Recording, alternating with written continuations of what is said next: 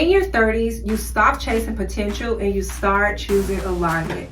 You have clarity, you created standards, and you can also be soft in your love life. So for me, when I turned 30, my standards was high. I was finding myself in divorce.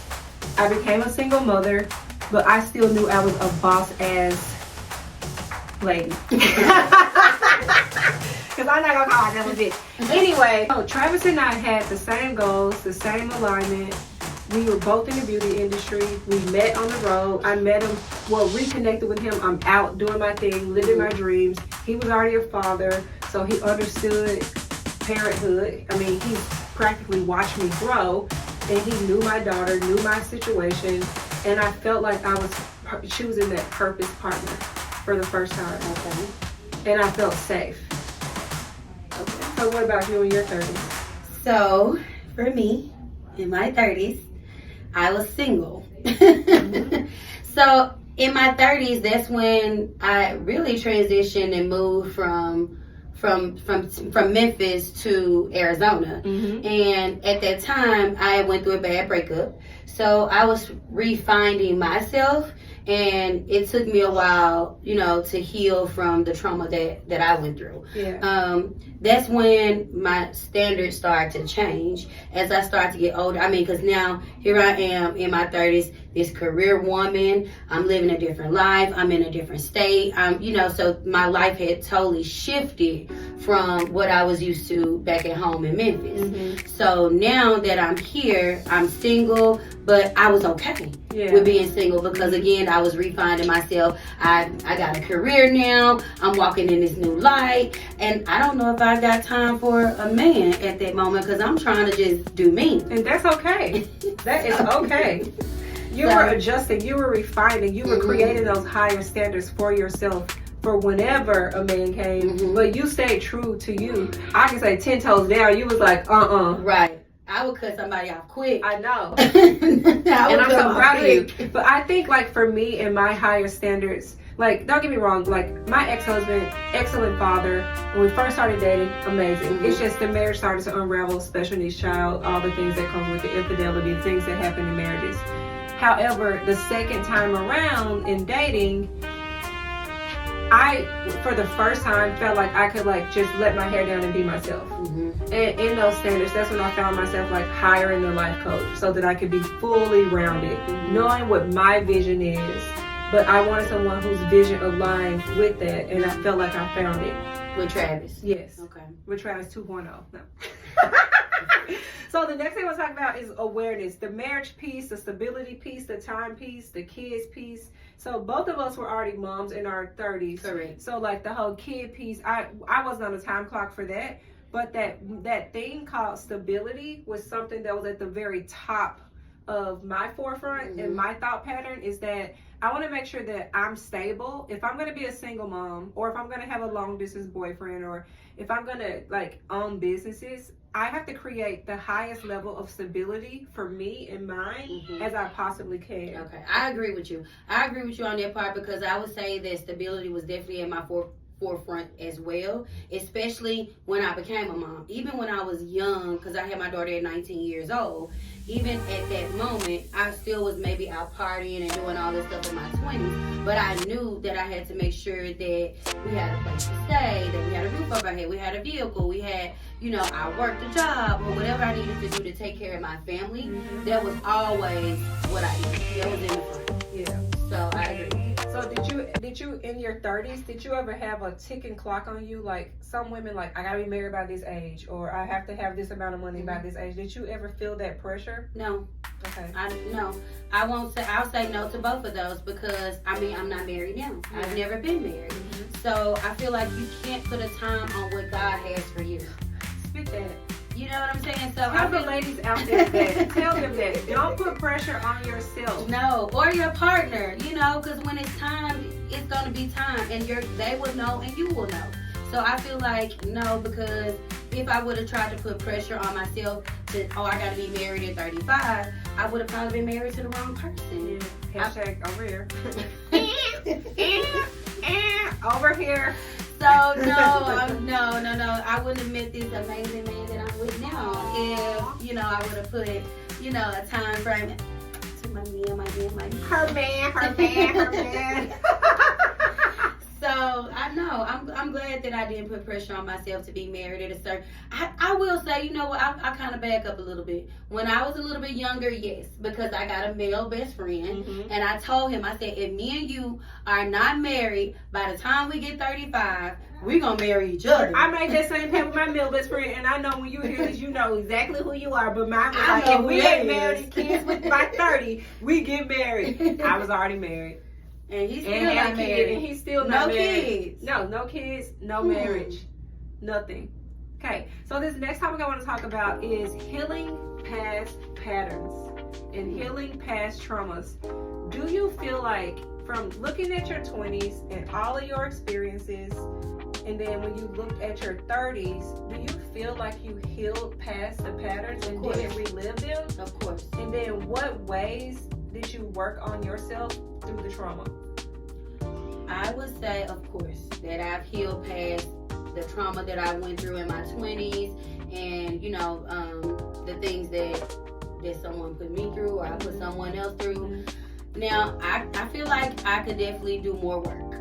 I will say that if I'm just being open and vulnerable again, I could definitely do more work, maybe therapy, maybe a life coach. I feel like the only thing that, it was just me just taking the time to be alone. Just to, like I said, refine myself, and that way it gave me the opportunity to open my eyes, because being single will do that. Spending so much time with yourself will do that. It will have your eyes so open that, like I said, everything somebody do, you like, red flag. I don't like that. I don't like the way, no. So, and it'll have you cutting people off, because you just know that you're not going to accept those things. Yeah. And I think it was just me being alone, me taking the time to be single and be in my own space and get to know me and know what I'm not going to accept is what did it for me. So what are 3 of your non-negotiables in relationships and datings? What you ain't going to accept? I'm not going to accept a liar. Okay. That's my biggest pet peeve is someone who lies, because I'm going to be honest, I'm going to be transparent, and I want my person to do the same with me. Multiple women. I'm not dealing with a man with multiple women, because if I can't be the one for you, then you go ahead on by yourself. You go ahead by yourself, because I want someone that I'm their all. Because I want you to be my all, and if we're not doing it for each other, then why are we here? Deuces. So liars, multiple women, so cheating, if that's what you want to call it. Another one, hygiene. That's a big one. Hygiene. I want my man to have nice teeth, nice smile, smell good, look good. Nice shoes. You gotta look good standing next to your girl. Right? Come on now. Right? So I have to agree with you. My non-negotiables are those same things, but I feel like, and this came up in another podcast that we were talking about, stability, although I have it myself, I want my man to come in and make me softer.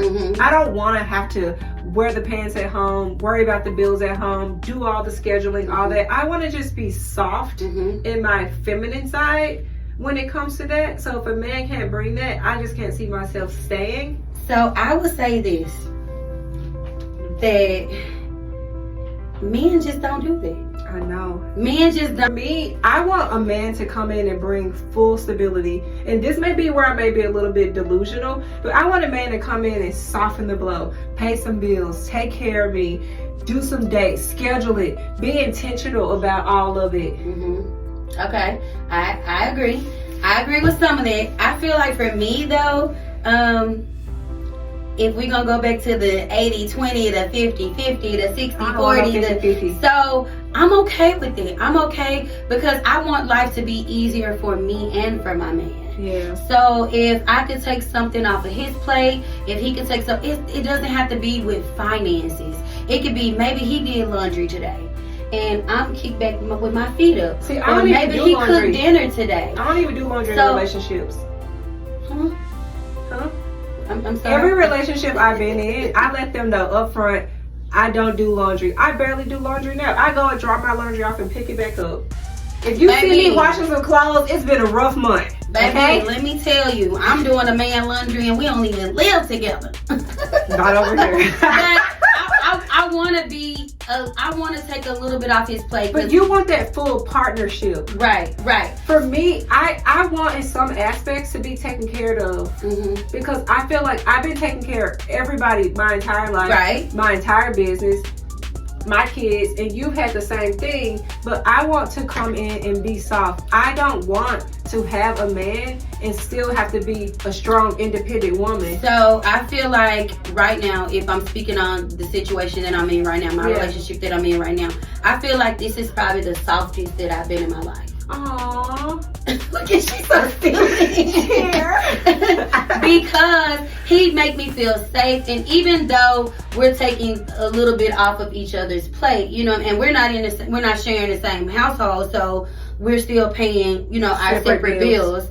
But I feel like even if it's just coming in, just, you know, cooking dinner for me that night, or like I said, I'll do his laundry, or just kind of making it easy for each other. I feel like just being a passenger princess. If he's driving and I'm on the passenger side, I've been driving all my life. I mean, and I like all those things, but I want the money too.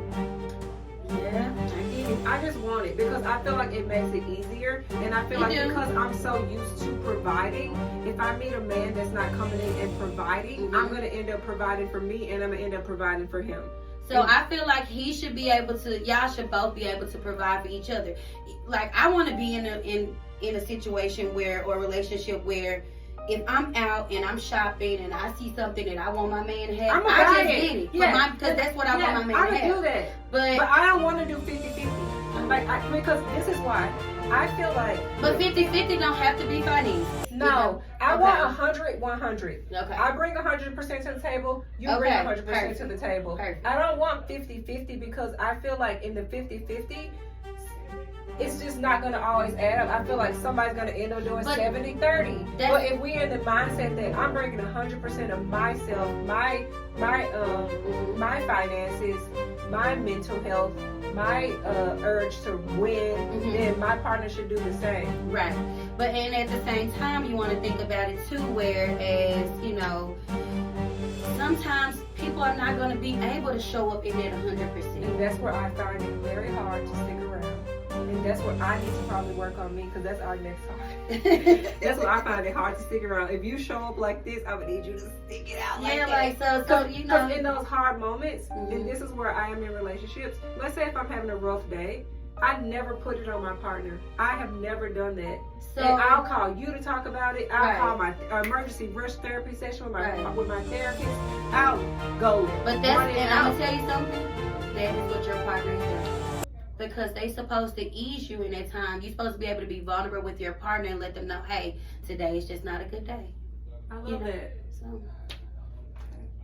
So my next non-negotiable is the same for you, like the whole cheating thing. I've already been there, done that. Did not like it how it felt. So it's something I'm not willing to deal with. And then my last one would be any like domestic violence, verbal abuse, mental abuse. Cannot do it. Going through an annulment right now because of it. I can't do it. And I'm at the place right now. Baby. If you cuss me out, I'm cussing you out. If you hit me, I'm hitting harder. Like, that's just where I'm at in my life right now. And I've never been at that point because I had not experienced that type of a thing, like in like such close corners. But any domestic violence, verbal abuse, I'm not doing it. I agree. We could be married, and I just got married, and I will give you your ring back and throw them deuces up and tell you to scurry on, my boy.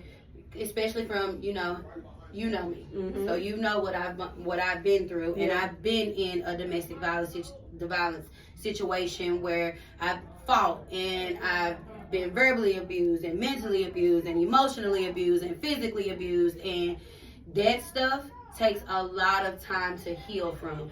Like the physical abuse, a wound will heal in a week, but mentally, emotionally, it's gonna sit on you. It takes so long to heal from this stuff. So I agree with you with saying that that's just like a non-negotiable. I agree. Like, no, I'm out. And so my next thing is, when you so we named our non-negotiables, and a lot of our non-negotiables come from past experiences. What are things that you did in your life to heal past those. So for me, I have been in therapy. Mm-hmm. I keep it an ongoing thing. I've already worked through my childhood trauma. I worked through having my firstborn as Down syndrome. I worked through accepting that I was going to be a single mom. I worked through going through a divorce and having infidelity hit me. But I keep my therapist appointment and keep Karen on speed dial. Much love to you, Karen. Keep her on speed dial because anything can happen at any time, and I need to be able to get in. Another thing that I have incorporated, which we do all the time, is like fresh flowers is a part of my healing. Mm-hmm. It's just something about buying a bouquet of flowers, mm-hmm. a rosebud's closed, and you sit and watch it open up, and it just kind of like just lets things fall off. And then I also do a lot of like candle therapy, incense type of things, and I'm just open with what I have going on, so I'm not holding it or harboring it inside.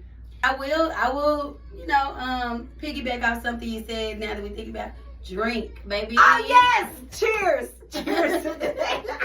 I want the wine. Champagne. I want the champagne. I'm going to wine tastings. I'm just doing me. Yeah, I love it. Okay, so last topic is in your 30s, which you were single, but if you were to date, because you were dating a little bit, you just didn't commit. I was. This topic is intentional dating. Okay. So what does that mean for you? Showing up. Intentionally showing up because I know in my 30s, I know at this moment that, okay, Brittany, it's time to get it together, or you're gonna be by yourself at 50. So I'm like, okay, let's slow it down. What do I want in my man, mm-hmm. and what do I think a man may want from me? I love how you say man. My man. But yeah, so it was just about first of all, I had to get out there. Because it's like I gotta figure out how I'm gonna meet somebody. I'm in this new place. COVID hit when I got here, yes. So it was like difficult for me, like my whole transition. And I transitioned in my early 30s out here. I was 32, I think. No, yeah, we were 32 because I was 33 once I left Travis. I was 32 years old. So it was hard, that I spent majority of my 30s single because I was trying to dating pool, got fentanyl in it. She said crack the other day. I was like, girl, no, it's addicting, so don't say that. Both addicted. They both are. Right. It's just trash with a capital T. I'll say dating pool got piss in it. Piss, okay, because we don't want to drink or eat that. We want that out. And it was like, of course I'm out here, I'm trying to date, I'm meeting people, but it was like, again, my eyes are so open because I was spent majority of my 30s alone. So now that I've healed from the trauma and my eyes are open, I'm paying attention to this, and it's like, these guys trying to move in with you, like they're like, hold up, like we don't even know why each other. I want the stability piece. They be trying to skirt on in there with no fucking money, no dollars, no nothing. Come on, bro, come on. I've experienced that.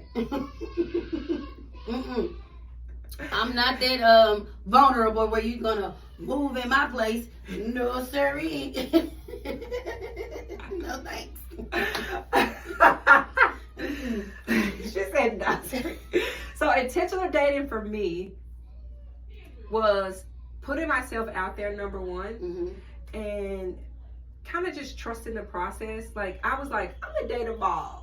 So at one point, I was dating like 3 to 4 guys at one time. I was texting with one guy, went on actual dates with another guy, talked on the phone with another guy, and then I had my little boo thing with the other guy. Mm-hmm. And I just kind of tested the waters to see who was like the best contender. Mm-hmm. And then I found somebody that I'm getting to know to right now. But he was not the best. He was the representative lasted for a long time, let's just say that. But I was like intentionally out there, like, because I was reading an article and it says that once a woman's in their 30s, and let's say they're a mother, or let's say they're divorced, or let's say they're successful, they're usually in the house, and no man's going to knock at your front door. And unless they break it in. So you have to be intentional about getting out there, putting yourself out there. If you are in one of those situations, I want to encourage you to just go on a solo date. Go to the movies by yourself. Go to a winery, like she said. Or even what she told me to do is get on a dating app.